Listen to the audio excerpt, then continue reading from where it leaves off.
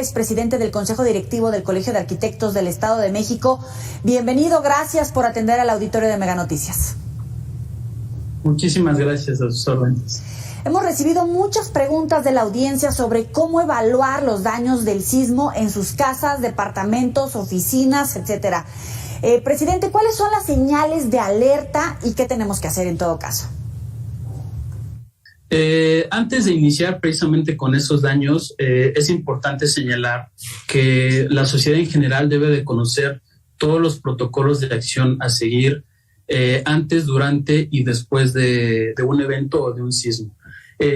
Fundamental que antes del sismo, pues conocer todos nuestros sitios de trabajo, nuestros centros escolares, nuestra propia vivienda, o cualquier lugar en donde nos estamos desarrollando. Ese es el punto muy importante. ¿Por qué? Porque necesitamos ubicar todas las zonas de seguridad y las rutas de evacuación cuando exista algún evento.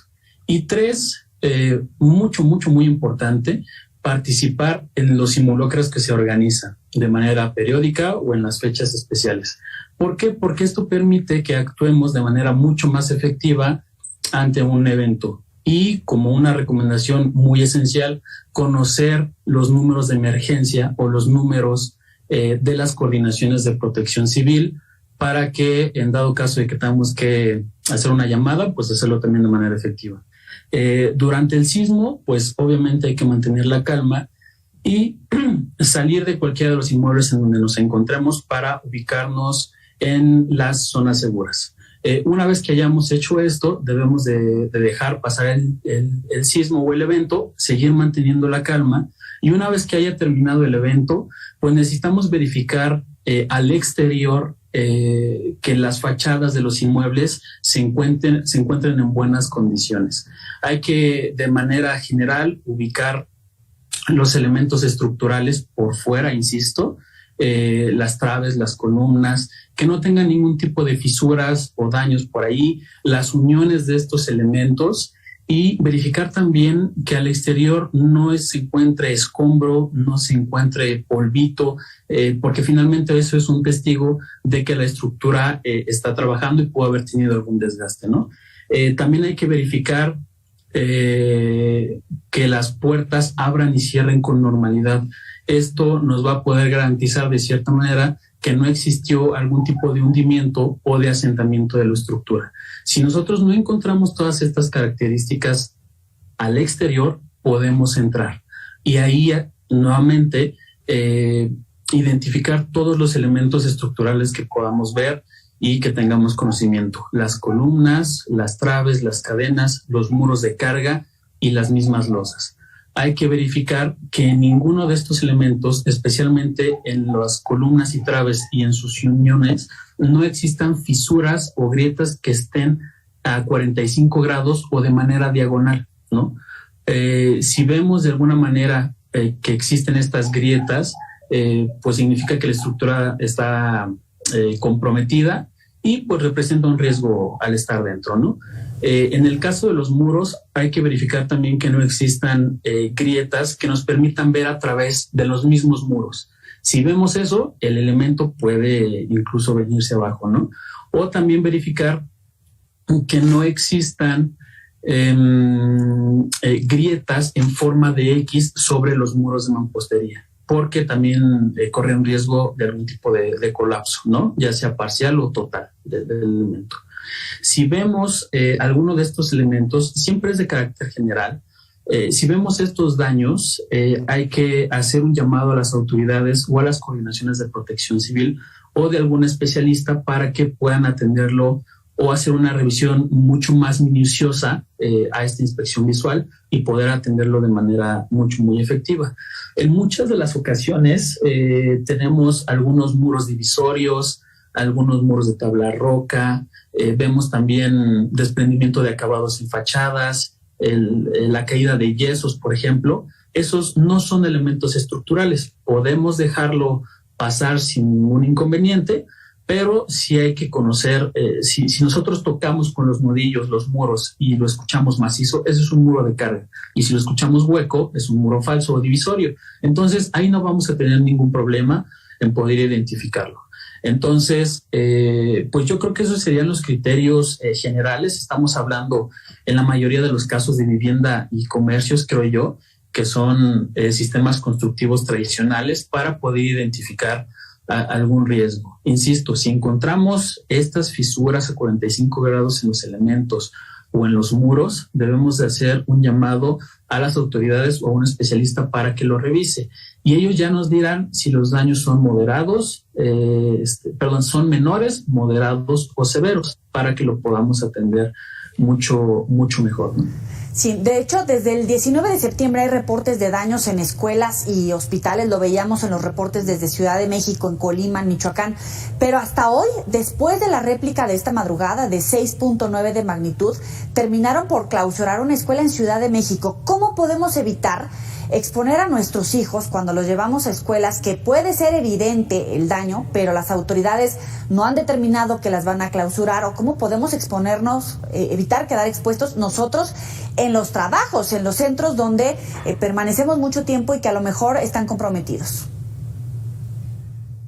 Eso es un punto muy importante porque en muchas de las ocasiones los daños que vemos los encontramos por el pánico, pero desafortunadamente muchos planteles educativos carecen de mantenimiento. Entonces, las humedades que provocan el escurrimiento de los tinacos, por ejemplo, puede provocar que si alguna fisura que se generó en el sismo es leve, por el poco mantenimiento se pueda convertir en algún tipo de riesgo latente, ¿no?, para los alumnos. Entonces, el mantenimiento es fundamental. ¿Qué es lo que hay que hacer? Llamar a las coordinaciones de protección civil, algún arquitecto, algún ingeniero que pueda hacer alguna revisión ocular, pues de alguna manera minuciosa, recorrer absolutamente todo el plantel, generar a través de todas estas papeletas cada uno de los elementos que está viendo el arquitecto, generar su reporte fotográfico y si necesita algún tipo de reparación, pues acotarla, ¿no? Hay que, aquí en el Colegio de Arquitectos del Estado de México, mantenemos un protocolo a seguir. Los arquitectos ya saben cuáles son los elementos en los que hay que fijarse de primera instancia para verificar que no exista riesgo en la estructura.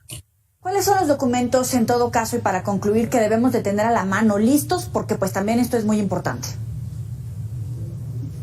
Es bastante fundamental. Desafortunadamente, yo podría decir con números o en porcentajes que yo creo que el 90% de las personas que vivimos en el Estado de México no contamos con los planos de nuestras viviendas, de nuestros comercios o de los edificios públicos. El carecer de estos elementos fundamentales y de sus bitácoras, ¿no?, al momento de la construcción de los inmuebles, pues puede ser perjudicial, porque finalmente tendríamos que partir desde cero al momento de realizar un levantamiento de daños. Entonces, valdría la pena también que en algún momento, cuando se realicen estas actualizaciones de las licencias de funcionamiento, etcétera, etcétera, pues contar con los planos actualizados. Así sabremos ubicar cuáles son los puntos fundamentales, los muros de carga, las columnas, las traves, por dónde pasan nuestras instalaciones de gas, nuestras instalaciones eléctricas, nuestras instalaciones hidráulicas, etcétera, etcétera, ¿no? Entonces, es fundamental, pero sí la mayoría de los comercios o de las viviendas carecen de estos documentos tan fundamentales. Para concluir, ¿cuáles son los retos que tenemos la gente frente a los simulacros de sismo y cuáles son los retos de las autoridades para tener atlas de riesgo en todos los estados? En este caso estamos hablando de Colima, de Michoacán, de la Ciudad de México, pero en todos los estados, Guerrero, donde es frecuente este tipo de hechos, y los retos para tener planes de emergencia para la atención de estos desastres naturales. Claro, todo esto parte, como bien lo comentaba, de conocer el lugar en donde nos encontramos. Esto a través de los atlas de riesgo municipales y del mismo atlas de riesgo estatal, ¿no? Para ello es importante que cada persona pueda presentar, más bien, todas las personas que en algún momento necesitan abrir un negocio, un comercio, necesitan presentar su programa de protección civil, que esto es importante, y dos, presentar una capacitación en materia de protección civil. ¿Por qué? Porque necesitamos saber cómo actuar, cómo utilizar, en este caso, un extintor, que es una situación fundamental, e incluso otorgar o brindar primeros auxilios, ¿no? Entonces, eso es de los grandes retos. Necesitamos mantenernos capacitados una vez que los inmuebles están construidos. Y yo creo que, y si me lo permiten, voy a atacar el gremio de la arquitectura de la construcción. Necesitamos tener siempre a la mano nuestras normas vigentes al momento de la ejecución de las obras. ¿Por qué? Porque finalmente, si tenemos la normatividad a la mano y llevamos paso por paso cómo debe ser construida cualquier inmueble, pues eso nos va a garantizar que de alguna manera se están previendo todos estos riesgos, ¿no? Llámese sismo, llámese granizadas, inundaciones. Aquí en el Estado de México no nos toca, pero el tema de los huracanes también es importante para las personas que nos estén viendo por ahí en la costa, ¿no? Entonces, esos son los grandes retos. Trabajar con ética al momento de la construcción, y cuando ésta haya terminado, siempre echar un vistazo los directores responsables de obra a cada una de las obras a las que otorgaron responsiva, precisamente. Llevar un seguimiento y dar mantenimiento general a nuestros inmuebles cuando sea necesario.